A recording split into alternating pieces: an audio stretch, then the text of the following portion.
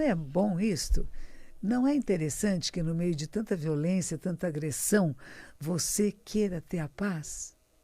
Será que nós estivéssemos vivendo numa grande calmaria, numa grande paz, nós não íamos querer ter alguma agitação, que é o caso da outra pergunta? Está muito calmo, está muito cômodo, está sem graça, não é? Então pensar que oportunidade nós temos de estar vivendo nesta época, nestas circunstâncias de um mundo caótico, sim, e que dentro desse mundo caótico nós temos a oportunidade de encontrar o nosso eixo de equilíbrio, que é o eixo axial do nosso corpo. Não me canso de dizer isso. Os ossos do tórax, do pescoço e da cabeça, eles formam um eixo axial que dá equilíbrio ao nosso corpo. Se o mundo está desequilibrado, a gente se desequilibra um pouco junto e volta para o eixo de equilíbrio. Depois desequilibra para o outro lado e volta. Aliás, eu gosto muito do professor Karnal, que é um professor de história, Leandro Karnal, que diz que a história tem um pêndulo. O pêndulo da história nunca para. Ele vai para um lado, passa para o centro, vai para o outro e depois volta.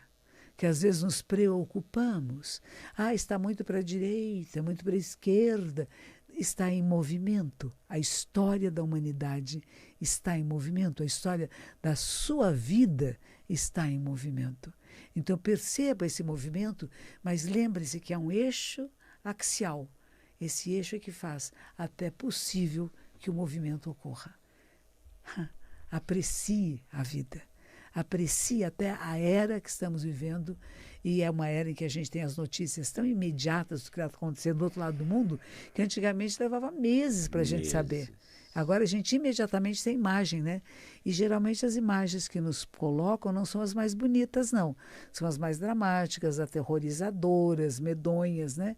Numa proposta de vamos parar com as violências, vamos cessar, vamos nos cuidar melhor. Se o propósito é esse, até um bom propósito, né? Mas nos deixa, às vezes, muito assustados e perdendo a esperança. Agora, a esperança é que é o último problema que saiu da caixa, não saiu da caixa de Pandora, ficou lá dentro.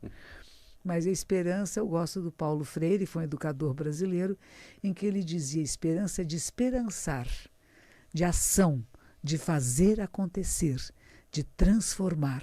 Isso é nossa responsabilidade, de cada um de nós e de todos nós, de políticas públicas e da singularidade de cada ser humano.